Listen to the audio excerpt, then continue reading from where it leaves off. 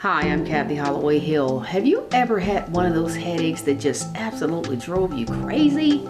You couldn't sleep, you couldn't eat, you couldn't think, you couldn't do anything. There are so many different types of headaches that can cause those exact symptoms. And today we are going to get to the bottom of that because we have the expert, Dr. Karen Rodman, who is going to carry us through and explain it all. Coming up on Living by Design. Tony Lamont presents Living by Design with host Kathy Holloway Hill. Kathy is a strong, powerful voice. She entertains, informs, and inspires her audiences everywhere she goes.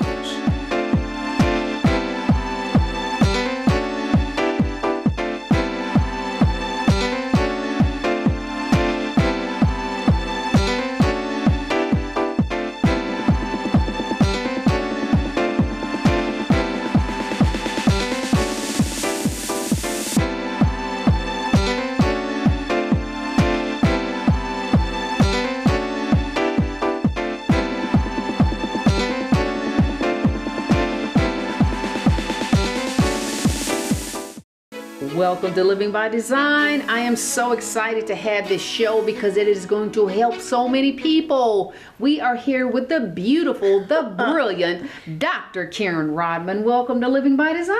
Well, thank you, lovely, brilliant, beautiful Ms. Kathy Holloway Hill. Thank you for having me on your show. Oh, I love having you on my show because you are so knowledgeable. And today we are going to take on a topic that so many people need, males and females. Absolutely. Mostly females, though. So, Karen, let's just kind of jump into it and start out talking about the most debilitating headache of all, the migraine. Absolutely. Now, I know there are two different types of migraines, so can you just kind of talk about the two different types and the symptoms they bring and those types of Oh, things? absolutely. You have the common migraine and you have your classic migraine. First of all, migraine is defined as a pulsating, throbbing, very intense headache, oftentimes on one side of the face or another, or it can be the whole head. The common migraine, again, throbbing in intensity, oftentimes one-sided, has nausea, sometimes with or without vomiting, extreme light sensitivity, what we call photophobia, like shut out the lights, I can't stand it, and noise sensitivity or phonophobia, where even the slightest sound is just horrible, and the pain just ratchets up in intensity. That is the common migraine. And then you have, How does it come on? Does it come on slowly or does it just bam hit? it can be a mixture of both. It can be bam like the fist, or it can be a slowly progressive escalating headache. Okay. And it usually can escalate over 15 minutes, half hour, or an hour. Okay. And the key thing, and we'll talk later in the show, is when do you know it's a migraine and when do you start treating? The classic migraine, which a lot of people hear about, is the same thing. The pulsating, oftentimes one side of the head, but it can be the whole head. Nausea, vomiting, light and noise sensitivity. But with the classic migraine, you get warnings or auras. That can be a numbness in the face, both hands. You can even have numbness down one half of the body, or even weakness down one half of the body that mimics a stroke. You can have extreme dizziness or vertigo as a warning. A lot of people get the flashing lights where they say they see zigzag lines or they see the opposite, dark spots. Absolutely. And then the headache continues to worsen in intensity. Rarely a migraine can be so severe you can have confusional states like you're almost like, am I crazy? Am I losing my mind? Or occasionally in some of the migraines you can actually pass out or have syncope. So these are the different type of aura or warnings that can go with a migraine. Now the common migraine, the first one I discussed with the nausea, vomiting, the light and noise sensitivity without all these warnings, is the most common type of migraine. And I would say 85 to 90% of people get that type. The migraine or classic migraine with aura or warnings, while common, comprise about 10 to 15%. Okay. And I would say the visual symptoms, blurring vision, flashing lights, zigzag lines, dark spots, sometimes people even get tunnel vision, is probably the most common warning, but numbness in an arm or a leg, occasionally slurring of speech, and there are some families where they have familial hemiplegic migraine, where for several hours up to a day, along with the migraine, they get temporary paralysis. So now here's a huge question. Yes. And it's very critical, and you are the one to answer it. I'll try. How can they tell the difference that, oh, this is a migraine coming on versus, oh, am I having a stroke? Well, Since they mimic, you just said there are some they symptoms can that mimic. With your typical migraine, if you get certain warnings with numbness that come with the headache, and then the numbness goes once your typical migraine goes, that tends to be the migraine type headache. Okay. Now, the important point you make is people who get the hemiplegic migraine, which can be familial. You can have a sister or a mother or father who has it. Because you get paralysis, you can't say, well, I think it's part of my migraine. You initially have to go to the hospital, the emergency room, to be evaluated for stroke. And you might even be admitted to the hospital. Well, let me ask you this. Now, we know there's an acronym, FAST. Facial drooping, arm numbness, slur speech, and time. So would the speech, knowing that the slur speech is not part of the migraine, you get right to the emergency room quickly. But I'm saying if you don't have the slurred speech, that's how you can determine this is probably not a stroke. It's probably part of the migraine stuff that I typically get. And if you have a certain type of migraine with certain type of symptoms, there's some people who will tell you, whenever I get a migraine, I always get flashing lights or I get dark spots. Gotcha. Whenever I get a migraine, my left arm goes numb. Got it. And the numbness starts in my hand and travels up my arm like a traveling numbness. Gotcha. And I always get that. And then when the migraine hits, the headache gets worse, the numbness disappears. Gotcha. So that's how people tend to differentiate. But I got it. You're right. You always want to keep that in mind. So if you get some new symptoms that hit you, like your speech is slurred or then you want it. You absolutely want to get to the emergency room. Gotcha. And also, to tie into that, when you are getting a migraine, people say, well, let me wait to see if it'll go away. But what happens is sometimes if you wait and don't treat the migraine, let's say within 15 minutes or less, or even a half hour or less with whatever medication you have, the headache can get so bad, the migraine, that you have to go to the emergency room and get treatment. And sometimes if the migraine in the emergency room doesn't go away, you sometimes have to be admitted. For what they call status migrainous, which just means a prolonged migraine that goes 3 days or more. And oftentimes that happens because people don't act fast enough, in this case, to treat a migraine as it's starting so that you nip it in the bud, so to speak. I want to know this, and I'm hoping a lot of people out there want to know this. Okay. Where do migraines come from, and why do some people have them and others don't? Well, that's an excellent question. Thank you. There can be a familial predisposition. Now, that does not have to be. But if you have a mother or a father, sister or a brother, grandparents, close first-degree relatives, there can be a familial or inherited component. People who get the hemiplegic migraines, they found certain chromosomal abnormalities which predispose to it. What is suggested is that you have a spreading cortical depression in the brain and the electric nerve cells go quiet, but they suspect that certain shall we say, peptides in the brain, certain electrolytes like sodium, potassium, calcium, and neuropeptides are released during a migraine, and that gives you the pain part of the migraine. And it can involve the facial nerve, trigeminal nerve, which gives you facial sensation, and other areas in the brain, which they feel sometimes even in the deeper parts of the brain, like the brainstem, might be the cause of the migraine. Certainly, there are triggers for migraines. Okay, no, yes. I'm going to stop you right there. We're going to talk about the triggers, because that's huge. Absolutely. We are going to take a quick break, and as you can see, this is critical information. We don't want you to miss 1 second. Don't go anywhere. We'll be right back.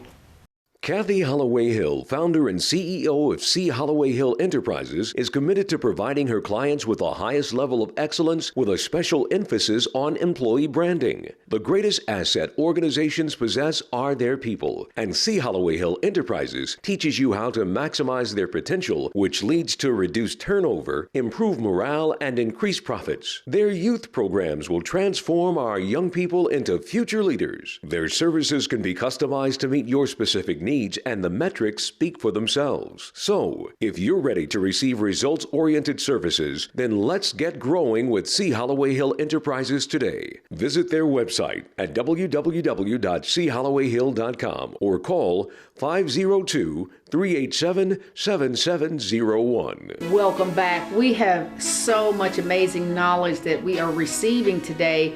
Now, before we get into triggers, let me ask you, Dr. Rodman, first of all, is this something that women suffer from more so than men? Yes, women, I would say 3 to 1 tend to get migraines more than men. Okay. Especially when a young woman in her teen years has the onset of her menstrual cycle, because in some women, even when they go from teen years to young adulthood, middle age, they get migraines strictly around their menstrual cycles, meaning maybe several days before, during, or several days after. And it's usually due to fluctuation in estrogen or other hormone levels. Excellent. I was just going to ask, does it have anything to do with hormonal? It can. Okay. Very interesting. Now, we left the other segment going into triggers. That's right. So now that we know, ladies, sorry about that the hormonal fluctuations can be a trigger. Yes. In some, not all. Right. What are some of the other triggers that can bring a migraine on? Stress, obviously. Stress, and that's in obviously men and women. Certain types of food, we've all heard of food with MSG or monosodium glutamate, which is in certain forms of Chinese food, certain soups. Certain types of cheeses that have something, a chemical called tyramine. Certain of your aged cheeses or Romano cheeses what or type port of cheese? wine cheese. So Roquefort, I guess Parmesan cheese, port wine cheeses. Okay. They can have tyramine, and that can be a trigger. Certain types of smoked fish or smoked foods is another. And certain types of red wines or beer, because they have tyramine, and they in turn can trigger for some people migraine headaches. And it's interesting, if some people find they might have a food trigger, we usually recommend that for, let's say, a month, you eliminate those foods to see how your migraines do or do not improve. Again, we said in some women, hormonal fluctuations can. In some women, or men, weather changes, I have found. Especially if you are sinus prone, some people can get a secondary migraine type headache in certain situations. I've had people tell me humidity or missing meals. So not just certain foods, but skipping meals or skipping or losing sleep are all triggers. Potentially. And in some instances, they can just come out of the blue without any known trigger as well. Let me go back to wines, because I've noticed on wine bottles it says warnings contains, what is that word, tannin? Tyramine is what I was talking about. It's a word, and I can't think of what the word is, but it does have a warning on there that it contains it. Yeah. Okay. And I noticed that when I drink wines that say that on the bottle, I'll get a headache. And it's usually the red wines of certain wines. Yes. See what the label says. I don't want people to say, oh, I can never have them again. No, that's not right. Exactly. I just say you can eliminate and then you add them back. Yes. Okay, slowly but surely. That's all. I love the triggers, and I love all this awesome information. So there's one other thing that I'm just guessing. I know we talked about stress, and I know we talked about some foods and lack of sleep. Wow, that's an interesting one. Okay, so what about certain activities, like if you like to golf, or if you like to bowl, or is there any type of activity, or if you like to run, or you like to jog? Okay, I would say no, but you bring up an interesting point. One thing that can differentiate migraines from other headaches is when you're having the migraine, for whatever reason, if you try to do your normal daily activities, walking upstairs, lifting, picking up things, the headache gets or feels worse. It's not the activity, it's part of the migraine. So activity did not bring it on, but increased activity during a migraine will make it seem worse. And that's one way to differentiate a migraine from certain types of, let's say, your run-of-the-mill tension headache, which is just scalp neck muscles, it's contracting and it feels like a band, but there's none of the nausea, vomiting, light, or noise sensitivity. Right. So, what about, and I know this may be a dumb question, but I have to ask it. But since a migraine is, a headache, the worst type of headache, what about washing your hair? Because you're scrubbing your scalp? No. Okay. Actually, massaging your scalp can be, in certain types of, other non-medical treatment for a headache, even a muscle tension headache can be helpful. So appropriate massage of head and neck can be helpful for certain types of headaches. Excellent. Okay, Karen, we have so much to, let's talk about the treatments now. Okay, so you mentioned that sometimes the treatment can have ingredients in it that can be a rebound effect and cause a migraine. Talk about that. Excellent. First of all, you have abortive treatment, which means when the migraine comes, you treat it. It can be with pills, nasal sprays, or sometimes shots or IVs. And then you have preventive therapy, which people don't talk about often enough. And people who get, let's say, migraines more than 4 times a month, they need to be put on something daily for a period of time to prevent it. To answer your question, prescription? Yes, it would be. Absolutely, from your doctor, family doctor, or your neurologist. Some of the abortive treatments, and I'm glad you asked it, like Excedrin migraine, which is Tylenol with caffeine, Furanol, which is aspirin, butalbital, and caffeine, or Furacet, which is aspirin, butalbital, and Tylenol, are used to treat abortively when a migraine comes. You get it, it's coming, you take the pill, you can repeat it sometimes once every 4 to 6 hours, and it works. But the catch-22, and I'm glad you brought up the point, is in migraine medications that contain caffeine, if you overuse them, let's say you start using them because your migraines are so frequent every day or every other day, the medicine that treats the headache starts to cause it, and it's called rebound headache. Wow. So, and these products are excellent. I encourage you to use them, but don't overuse them, because instead of treating the headache, they will cause the headache. Now, is that because your body is building a tolerance?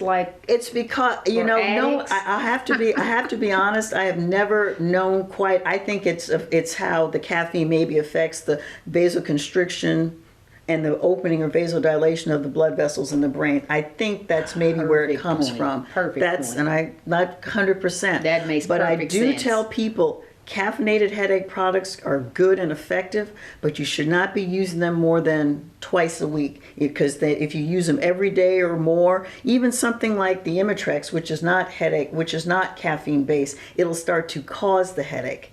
And when you have to use abortive medications excessively to treat your migraine, that means 1, it's not working. 2, you need to get on preventive therapy. Excellent. And the preventive therapy is, and believe it or not, some of the medications in the blood pressure family, like Kalen or Verapamil, Corguard, Inderol. Some of the seizure medicines like Topamax, Depakote, Neurontin. Some of the antidepressants, not because you're depressed, but some of the antidepressants like Pamelor, Elavil, Zoloft, Cymbalta, which you've seen on TV for herpetic pain, can also be used for preventive therapy. And they don't work right away. They're taken over a period of weeks or months, and their aim is to lessen future migraines or make them few and far between. Karen, oh my goodness, you are schooling us today. And one last thing, for some people who have chronic migraines and whom some of these are not effective, Botox in the head or neck area is now an approved treatment. Okay, you heard that. And on that note, we're going to go to break. We will see you on the other side.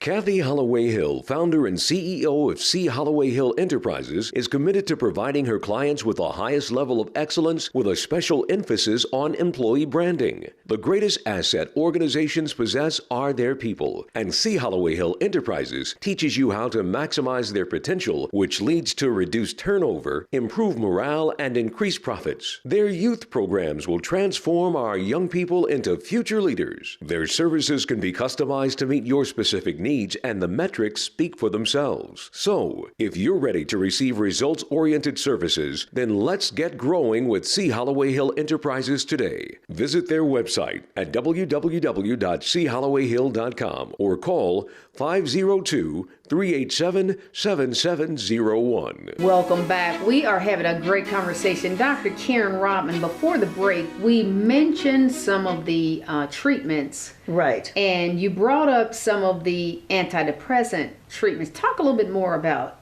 some of that.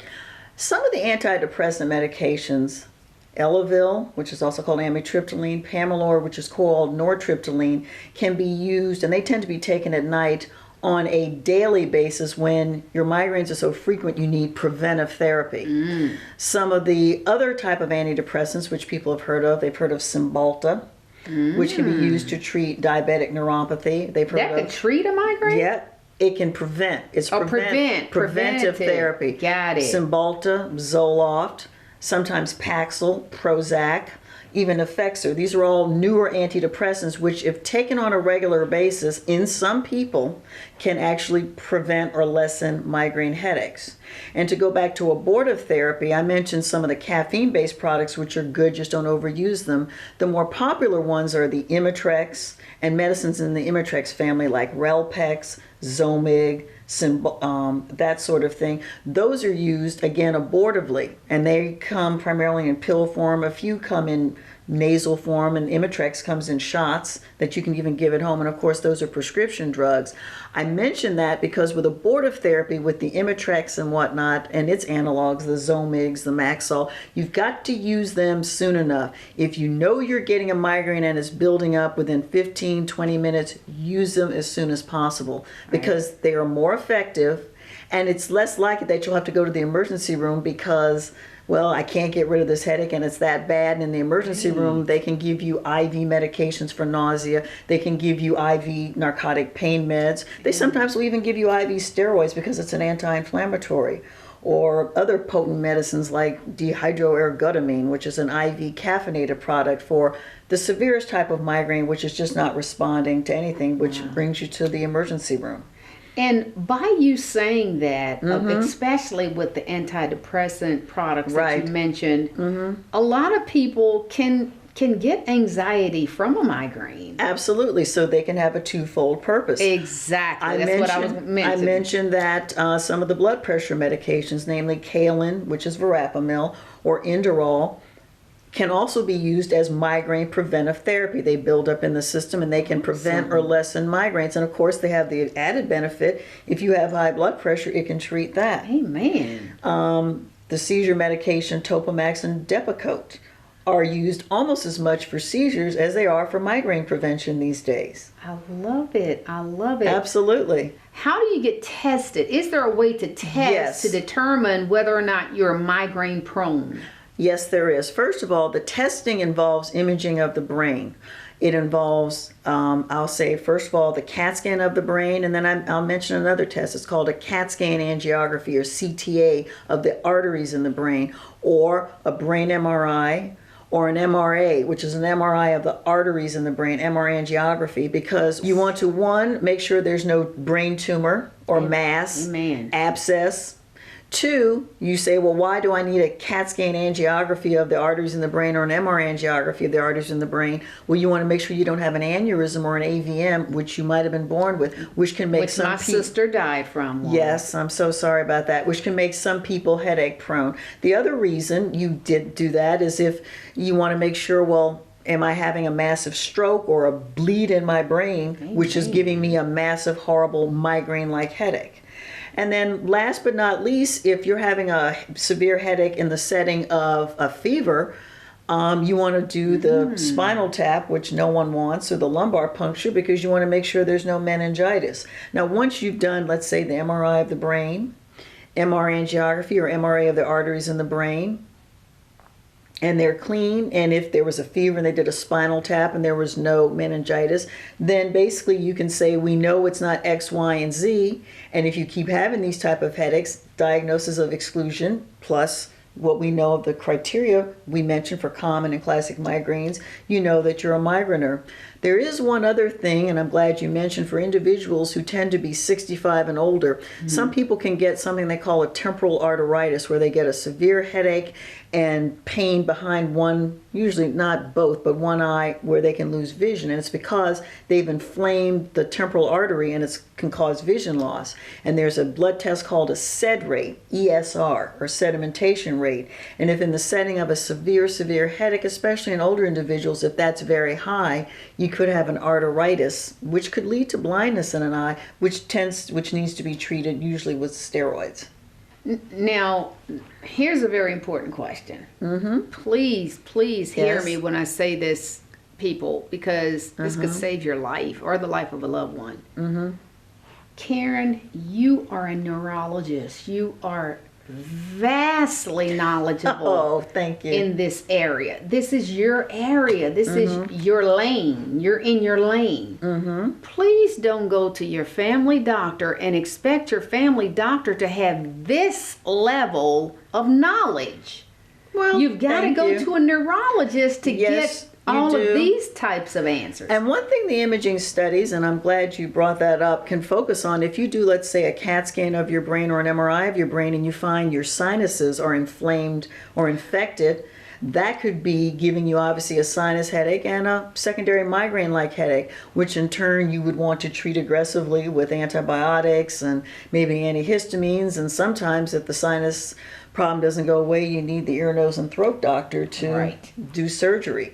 So you're right. You want to know your different types of potential headaches and referrals. Now, obviously, neurologists treat the migraine headaches, both, mild, moderate, and severe. And you could do the testing. Yes, and we recommend can where to right, go. Because the testing for it doesn't have to be, when you're in an emergency room setting and you're feeling lousy. You can go to an office for an office visit, and they say, well, I think these are migraines, but let's make sure there's no tumor aneurysms. Let's schedule these MRI of the brain, MRA of the arteries in the head, CAT scan of the brain, or CAT scan of the arteries in the brain.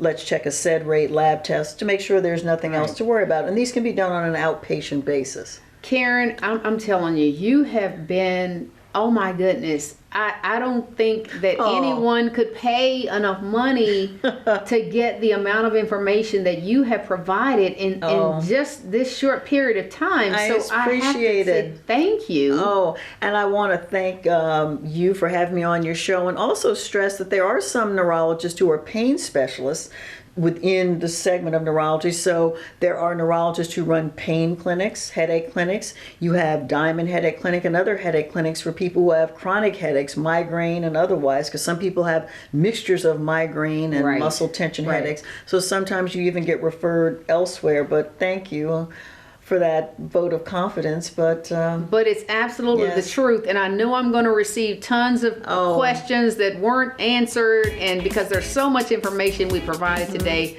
feel free to reach out to me, and I will make sure Dr. Karen Rodman receives your request, your question, or whatever you may have. Thank you so much for joining us for this episode of Living by Design. We will be back next week with another informative, empowering episode.